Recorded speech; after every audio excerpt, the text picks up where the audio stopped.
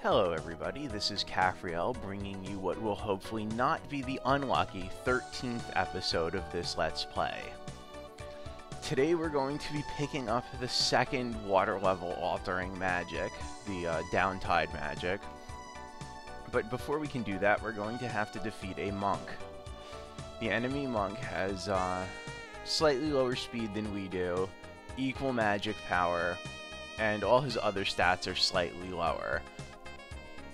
I'm not sure what a monk looks like when it's higher level. It's been a long time since I've played as one. So, at this level, though, we definitely have the advantage. Also note that the enemy has everything available that we do except the Uptide magic, which means that he's basically our equal in terms of options. This map begins late morning. It is fully bright, and the time of day changes because it's outdoors. Alright, let's get started. So, this one is probably going to take a while because it's clearly divided and there's a lot of brush altering and impeding movement. So, analyzing the enemy, he does have a melee attack, which is always good to know. Most of the magic stones on this map are towards the top, and we're probably going to be able to get a handle on a majority of them. There are 3 routes between these two sides. The general division of control is, I'm guessing, depending on how things play out, is going to be along the diagonal created by these 2 magic stones, with control over them varying depending on who gets there first by moving. Which way the AI goes, which way the player goes. These spiky obstacles are an impediment to direct movement, but they can be flown over and shot over, which means archers and heaven nadials will be a little bit more powerful, maneuverable here. And there's not a lot of water except for this pool at the bottom, which means that, for the most part, water nadials are not going to come into play except as landfish. So that about covers the map analysis. Let's get started. I'm going to be moving to the right and trying to claim all the top magic stones while summoning nadials behind me to leave his defenses, fill in the positions, and move along, instead of summoning nadials to run ahead. The enemy went with a courier bell, which is a fairly solid first summon. I usually end up getting a Gwen Foss because it's a little bit cheaper and it moves faster and further, which makes it better for stealing magic stones, and it's less of a first turn investment. I don't like investing a ton of resources on my first summon because it's generally easy for the enemy to counter it. The enemy did not summon on his second turn. That's very unusual. Courier Bell is probably going to get this magic stone next turn, and my Gwen Foss will get the one nestled in there. That one's going to be a little bit hard to defend. Okay, he summoned a Blex, and at this point I could actually do some shenanigans with Uptide, which would put them both in water. The Blex would take some damage, and then from being in water... I don't know if that's come up before, it probably hasn't. Fire Nadials, if they end up in water, usually through tide manipulation, because that's the only way for them to get into water, since they can't naturally move into it. Fire Nadials take 3 damage as though it's a poison swamp, so do Flying Nadials. Anything that could not naturally have moved into it. And then, if it's able to move out, it can. Otherwise, it skips its turn. So, a Walk Nadial would have to be adjacent to land that it could move to, which this Blex is. A Flying Nadial would just have to have land within range. However, I don't think it's worth skipping my turn just to trap the enemy master in this position a little bit and deal some damage to the Blex. It's, as you can see, messing with the tides costs a hefty amount of MP. It's kind of not worth it most of the time with your master not having a lot of MP. That's one of the regrets I have about playing an adventurer here, is that I'm not going to have enough MP to really do that a lot. Alright, so my second summon is going to be another Blacks, because I do want to be able to deal with that Courier Bell. And the first Blacks is just going to be... well, let's check to see if he can reach it. No, the first Blacks is just going to be moving down into position to deal with that stuff over there. Now, both the Blacks and the Courier Bell are going to be able to hit my Gwen Foss. But I'm reasonably sure that they won't be able to kill it. And actually, he opted not even to attack it with the Courier Bell. Okay. I do really have to get some stuff on these 2 Magic Stones and some pressure down this flank.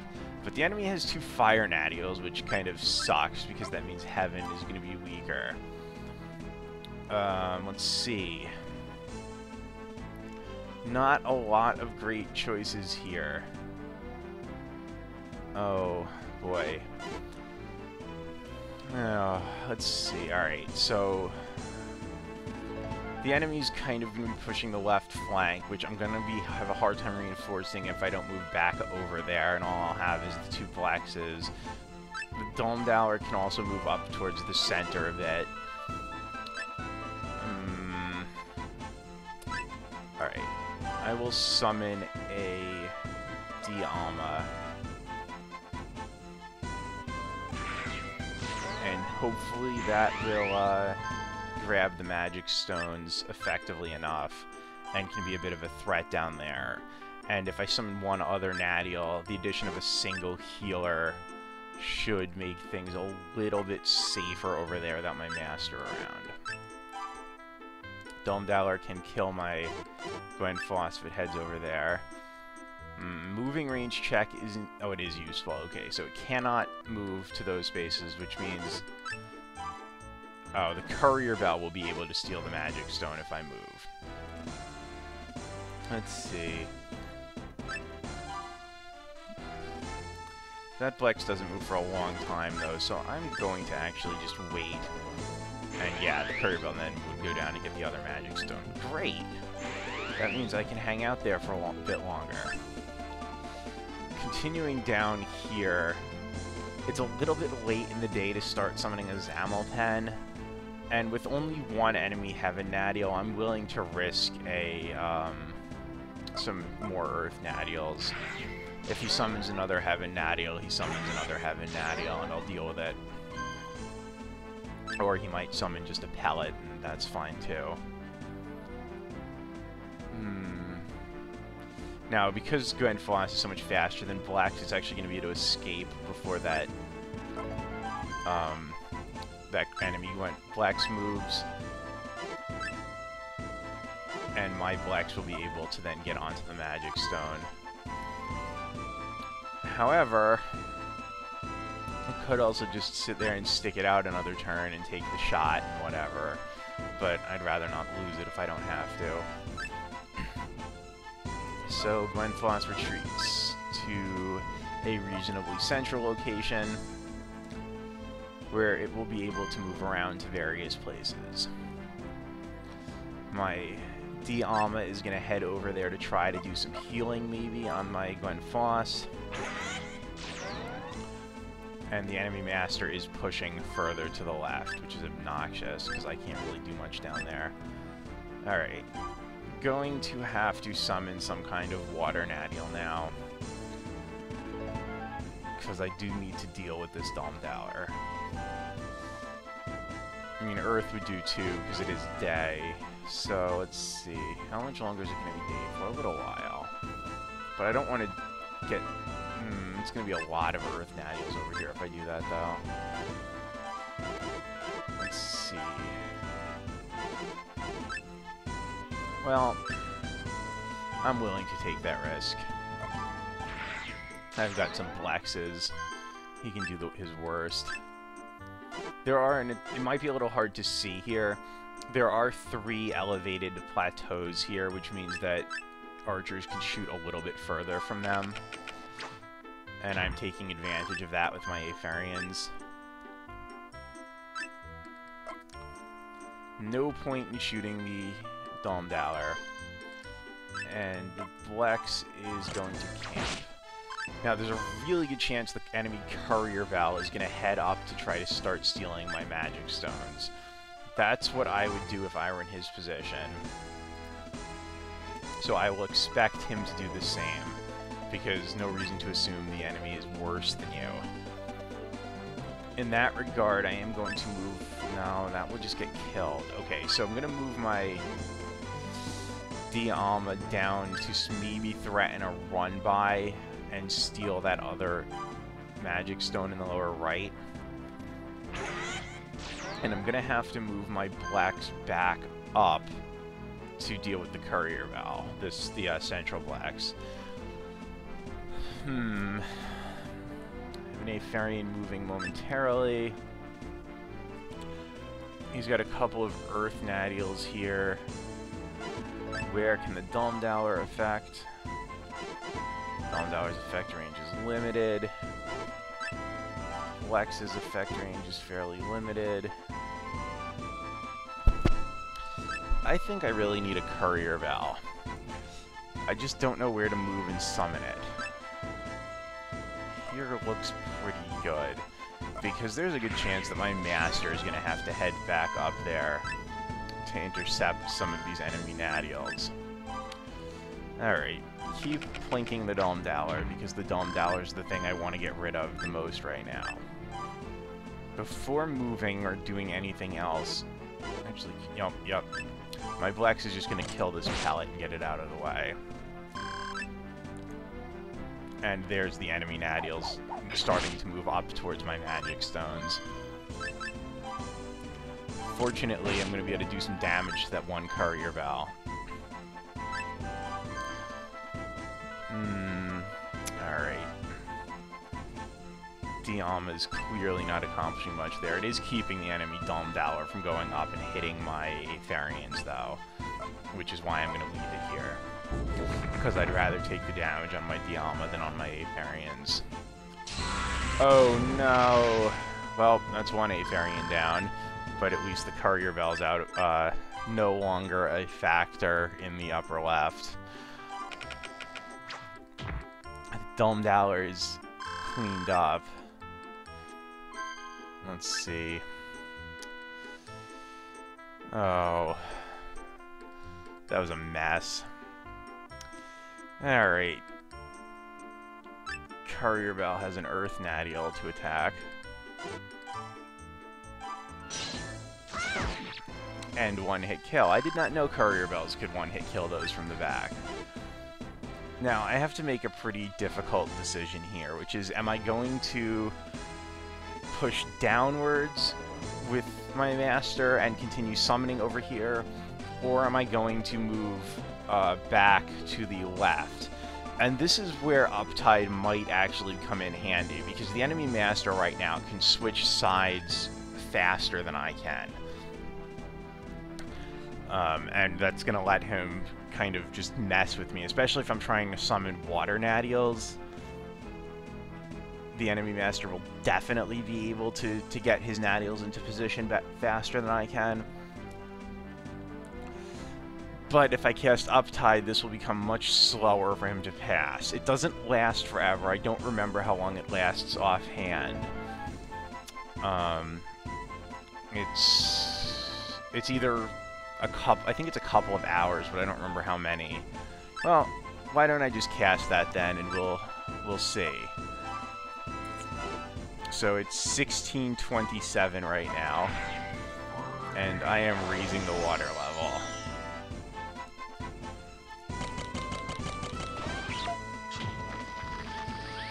Oh, that was something. Oh, the Lex was able to reach my Courier Val from there. I did not realize that. Alright, so it's time for my Gwenfoss to come back into combat. I'm not going to be able to deal a ton of damage to the enemy Gyokuro, because it has very high magic defense, but it can't... Wow, that was even lower damage than I expected.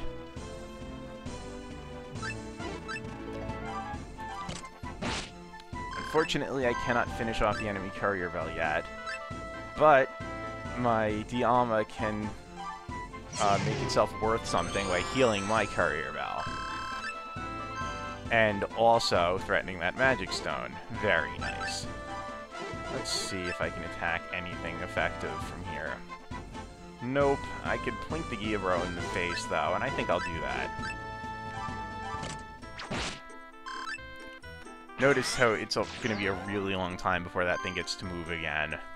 Still, it's last in the turn order. And the enemy master was not able to get all the way back to the right side.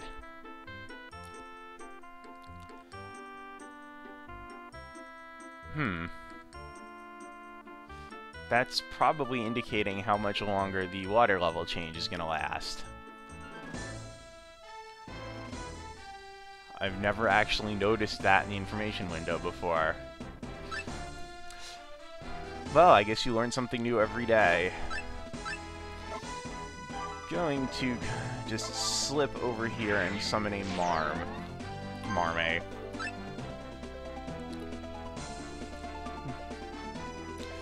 I could attack the enemy. It's not going to work. Definitely not worth attacking the enemy master at this juncture, because he'll just get healed by the Marme. Blacks definitely will not be able to reach me up here. I don't think this will kill the Courier Bell now, but I thought it was worth a shot. And, you know, dealing the damage to the Gyobro is fine, too. That's odd. Did I block my own shot here? Move plus attack. Well, we do want to hit that thing for maybe a couple more points of damage. So, and oh wow, it could reach the blacks. That's something. Okay, I'll do that.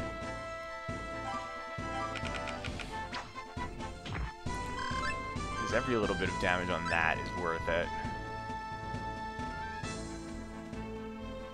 I wonder if the Gwen Foss will be able to deal 2 damage to the Gyobro. Maybe from this hex with the rear angle. Otherwise, well, the Courier Bell's dead anyway, as long as I don't block the Blacks' shot. So let's give it a shot. Yes, 3 damage. And down it goes.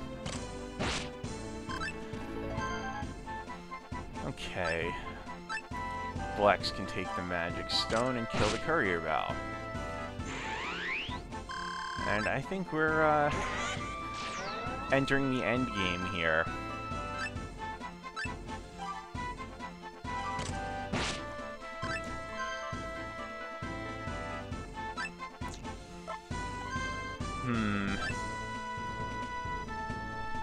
I have a lot of forces on the left right now, and a reasonably good balance of them.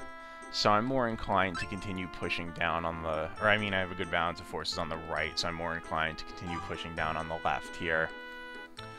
With another Courier Bell, because it's really, really slow to move through there. And there's the water level down. So it was 16-something, so 2.5 hours, maybe?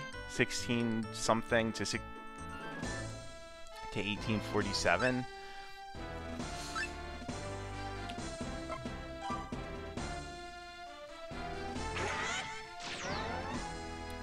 Of course, he's gonna make me regret not having any water Nadials over there.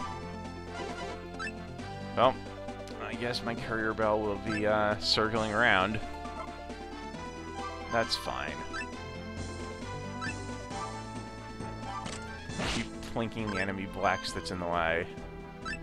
Sooner or later, I'll get it down. Probably when my... Oh, nope. It moved away so my master can't kill it.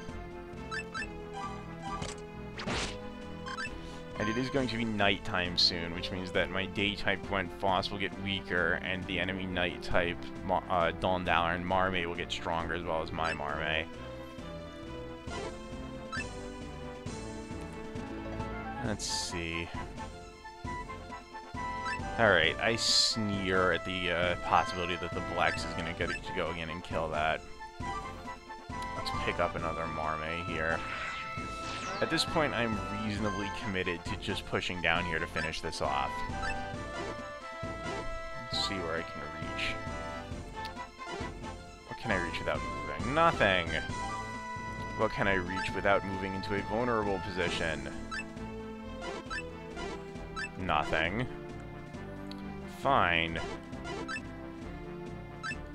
Move into the least vulnerable position I can.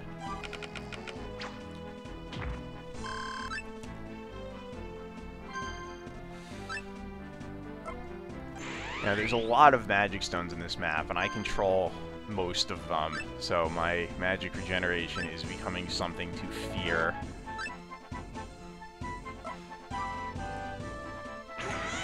Fortunately, it looks like the enemy is going to potentially retreat down this long, narrow tongue of land there, which is just obnoxious.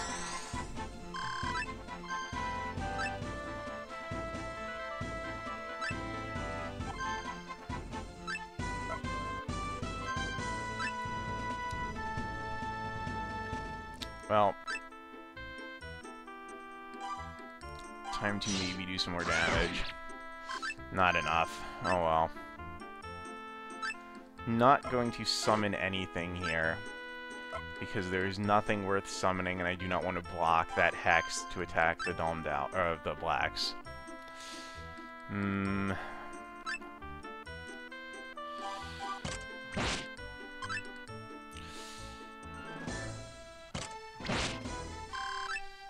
However, getting it to move out of position is fine with me. Going to Foss. Let's see, what can that accomplish? Not much.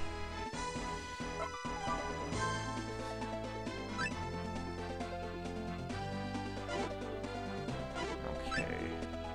Marmee can move there. Master can make plenty of progress. That Marmee is just going to be slow. Move and wait.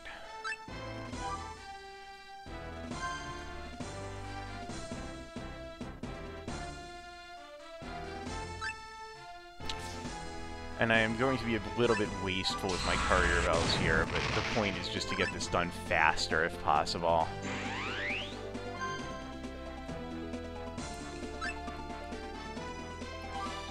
So let's see. I think a Domed Hour is called for. Because what I'm looking for now is something that's going to be able to deal more damage and clear this out faster. And I'm intentionally taking extra damage by exposing my Nadials in order to draw the enemy into more vulnerable positions. Because the AI will often take that kind of bait. Alright. Blex moves 12th. Well.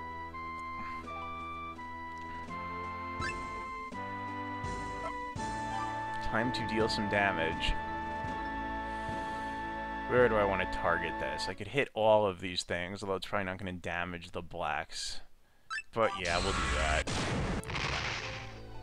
Kill the Dialma and start damaging the enemy master. Sign me up.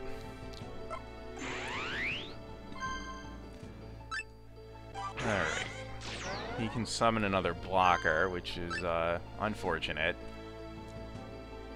But, you know, it is what it is. Okay, Blex can move through to nowhere particularly useful.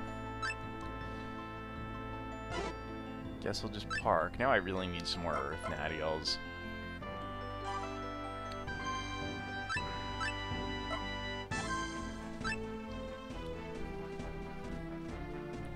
Unfortunately, the Gyobro is not going to be particularly powerful here.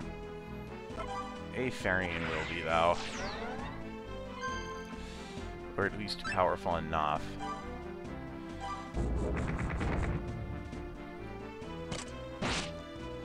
One Courier Bell down. I could actually just keep spamming Courier Bells probably and kill the enemy master, but maybe not. I'd rather not try and fail.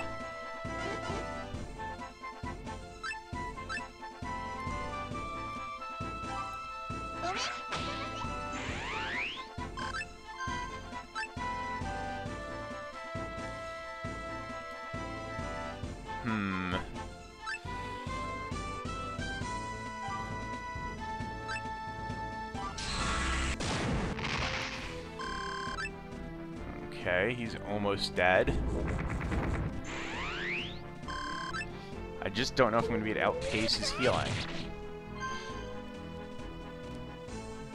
Especially with a Marme moving next. But I do have a wall of units between the one Marme and the enemy master.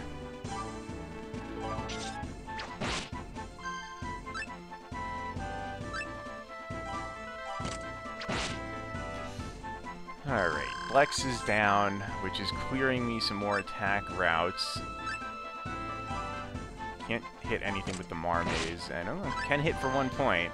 I guess that's something.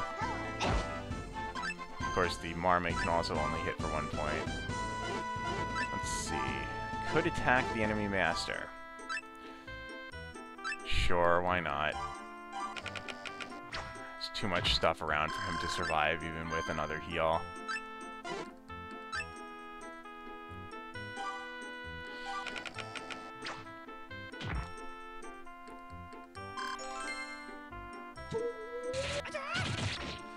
Alright. And that'll do it. So that's the end of this episode. Slightly longer than the previous ones, maybe. Bit of a push down the left there, which was a little more time-consuming than I might have liked. For this, we get the ability to cast Downtide, which lowers the water level, and 1 more point of attack power. That also finishes up Phase 3, bringing us to Phase 4, where we now have 5 options, and the enemy master has all the options we have available. But I'll talk more about that next time. Thank you for watching, and goodbye.